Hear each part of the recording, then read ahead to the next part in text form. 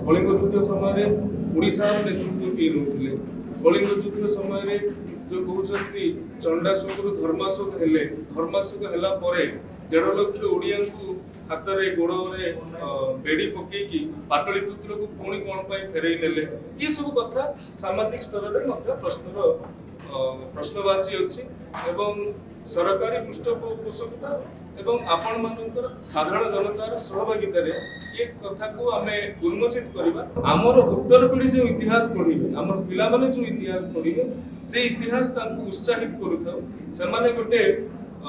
कलिंगा साहसिका समय दया भीतर अनुभव आसु अनुभूति आसु आज लक्ष्य जातीय तथा अंतर्जातीय स्तर में कलिंग युद्ध को लेकिन जहाँ जहाँ मतवाद रही अध्ययन कर जहाँ जहाँ आगु एटा प्रथम थर कहवाटा भी भूल है पूर्व अनेक थर उद्यम हो निर्णायक मोड़ को पहुंची पारि ना प्रभु जगन्नाथ दया आम आशा व्यक्त करवा ये उद्यम सरकारी स्तर आरंभ हो निर्णायक स्तर में पहुंच देखु ओडिशा साहित्य एकाडेमी तरफ कलिंग युद्ध कर्मशाला आयोजन होउछि ख्रीष्टपूर्व 260-61 ये समय रे संगठित होइतिबा कलिंग युद्ध रे सत्यासत्य कौन ए संपर्क रे आम समाज रे दुई प्रकार मत आसी थाए एवं आमे एक गणतांत्रिक राष्ट्र रे बास करुछंती एवं ए गणतांत्रिक राष्ट्र सौंदर्य होची वितर्क और विमर्श तेणु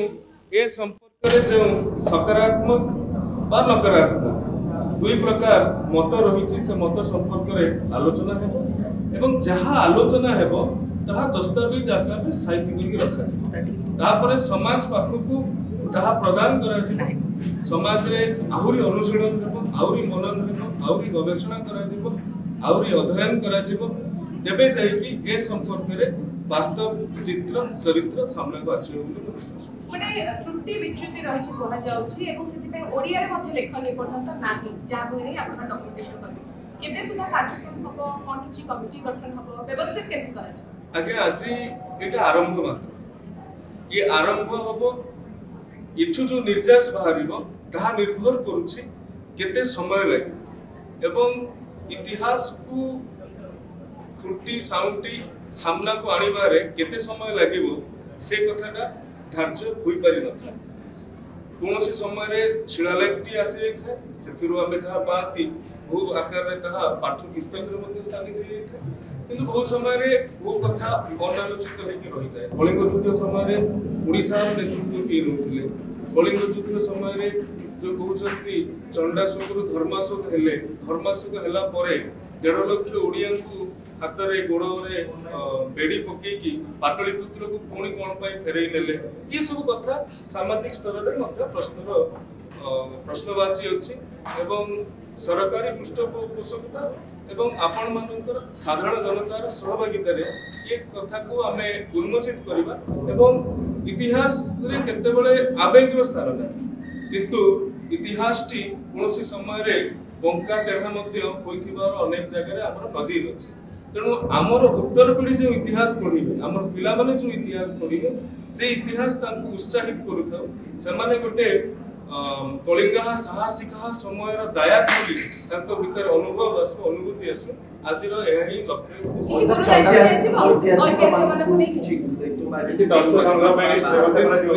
निश्चित भाव में आज अनेक वरेण्य ऐतिहासिक मानू आज निमंत्रण करा जातीय तथा अंतर्जातीय स्तर में कलिंग युद्ध को लेकिन जहाँ जहाँ मतवाद रही अध्ययन करा जहाँ जहाँ आगु एटा प्रथम थर कहवाटा भी भूल है पूर्व अनेक थर उद्यम हो निर्णायक मोड़ को पहुंची पारि ना प्रभु जगन्नाथ दया आम आशा व्यक्त करवा ये उद्यम सरकारी स्तर आरंभ हो निर्णायक स्तर में पहुंच नौवाणिज्य केवल नौवाणिज्य नुहे ओडिशार नौवाणिज्य एते समृद्धता थिला ताहा बिना नौसेना संभवपर नुहे आज दिन में आपण मैंने देखुवे जलदस्यु मैंने क्यों भाव में हैरान कर टेक्नोलोजी प्रसार प्रसार पर से समय बिना जलदस्यु मानक प्रतिहत करिकी ए कलिंगर ए उत्कलर ए ओडिशार व्यक्ति विशेष माने साधु माने यो भली पूर्वोत्तर एशिया को आरंभ करिकी आफ्रिका पर्यंत आमे जाई पारुथले से संपर्क में ମଧ୍ୟ अधिक आलोचना स्पष्टतार आवश्यकता अछि। द्वितीय बुद्ध भगवान बुद्धंकर परवर्ती